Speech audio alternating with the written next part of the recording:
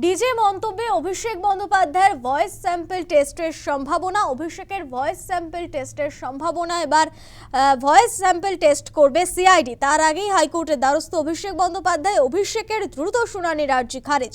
বিচারপতি তীর্থঙ্কর ঘোষ শুনবেন সেই মামলা। বিকেল 4টে নাগাদ শুনানির সম্ভাবনা রয়েছে। ডিজে মন্তব্যে অভিষেক বন্দ্যোপাধ্যায়ের এবার ভয়েস স্যাম্পল টেস্টের সম্ভাবনা। অভিষেকের ভয়েস টেস্ট করবে সিআইডি।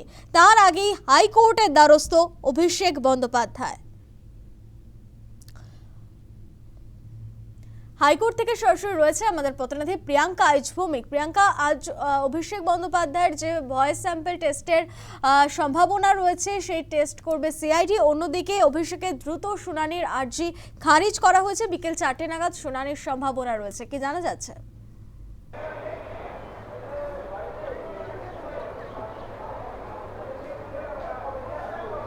একেবারেই দেখো, ডিজে বাজানো মন্তব্য যে অনেক দূর গড়িয়েছে তা অবশ্যই সেটা স্পষ্ট হয়ে গিয়েছে, কারণ এই মন্তব্যের জেরে বিপাকে পড়েছেন অভিষেক বন্দ্যোপাধ্যায়।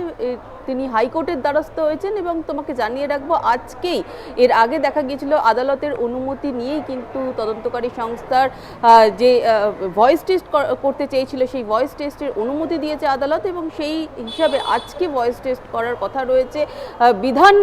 বিধাননগর কোর্টে ভয়েস টেস্টের কথা রয়েছে, যে ভয়েস টেস্ট করবে সিআইডি আধিকারিকরা, এবং সেক্ষেত্রে আজকে যে শুনানির সম্ভাবনা, যে কলকাতা হাইকোর্টের দ্বারস্থ হয়েছিলেন অভিষেক বন্দ্যোপাধ্যায়, দ্রুত শুনানি চেয়েছিলেন তিনি, যদিও সেই আবেদন খারিজ করে দেওয়া হয়েছে, তবে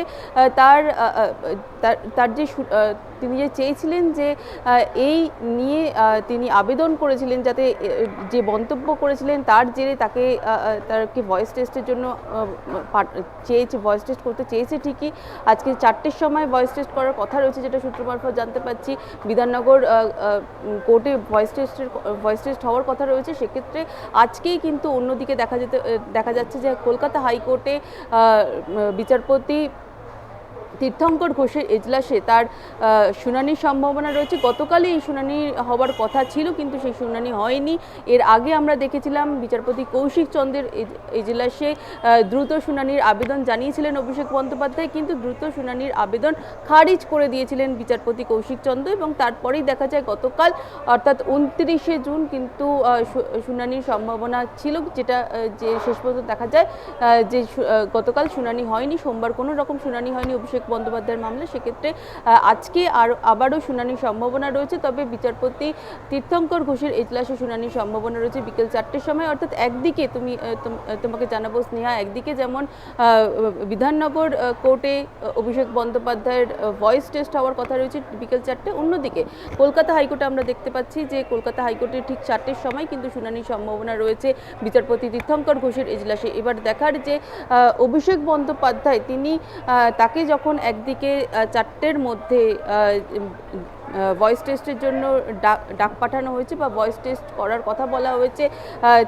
তার যাওয়ার কথা রয়েছে বিধাননগর কোর্টে। সেক্ষেত্রে অন্যদিকে কলকাতা হাইকোর্টে আজকেই ঠিক বিকেল 4টের সময় শুনানির সম্ভাবনা রয়েছে বিচারপতি তীর্থঙ্কর ঘোষের এজলাসে। এবার দেখার বিচারপতি তীর্থঙ্কর ঘোষ কী নির্দেশ দেন, কারণ অবশ্যই অভিষেক বন্দ্যোপাধ্যায়ের যে এই মামলা নিয়ে এত দিন ধরে বিতর্ক তৈরি হয়ে আসছে, কারণ দেখেছি আমরা নির্বাচনের আগে যে মন্তব্য তিনি করেছিলেন, ডিজে বাজানো নিয়ে যে মন্তব্য করেছিলেন, সেই মন্তব্যের জেরে কিন্তু সেই বিতর্কের জল কিন্তু অনেক দূর এগিয়েছে।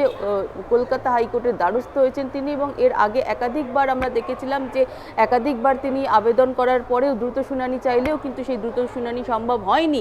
শেষ পর্যন্ত আজকে যখন বিচারপতি তীর্থঙ্কর ঘোষের এজলাসে শুনানির সম্ভাবনা রয়েছে বিকেল 4টের সময়, ঠিক সেই বিকেল 4টের সময় অন্যদিকে আমরা দেখতে পাচ্ছি যে বিধাননগর কোর্টে তার ভয়েস টেস্টের কথা রয়েছে। সেক্ষেত্রে দাঁড়িয়ে অভিষেক বন্দ্যোপাধ্যায় কি আদৌ 4টের মধ্যে বিধাননগর কোর্টে যাবেন তার ভয়েস টেস্টের জন্য, নাকি তিনি অপেক্ষা করবেন কলকাতা হাইকোর্টে বিচারপতি তীর্থঙ্কর ঘোষ কি নির্দেশ দেন সেই দিকেই তিনি তাকিয়ে থাকবেন। একেবারে সেদিকে আমাদের নজর থাকবে। আপাতত ধন্যবাদ প্রিয়াঙ্কা।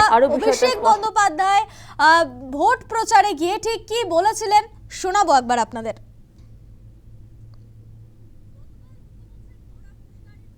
সিপিএম এর হারমাদ বিজেপির জল্লাদ হয়েছে। যারা ভাবছে মিতালির উপর কারা চড়াও হয়েছে আমরা জানি না, সমাজশ্রীর স্বামী সৌমেন পাল দোলন, এই চারজন প্রাথমিকভাবে যুক্ত আমার কাছে খবর রয়েছে।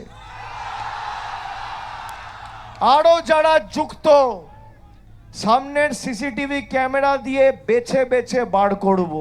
4 তারিখে তৃণমূল আরামবাগ জিতুক বা হারুক,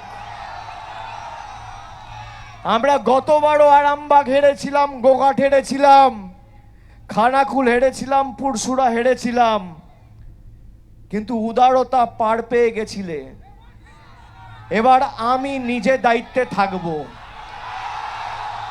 4 তারিখ 12টার পরে কোন জল্লাদের কত ক্ষমতা আর কার দিল্লির বাবা কাকে বাঁচাতে আসে আমি 4 তারিখ দেখব।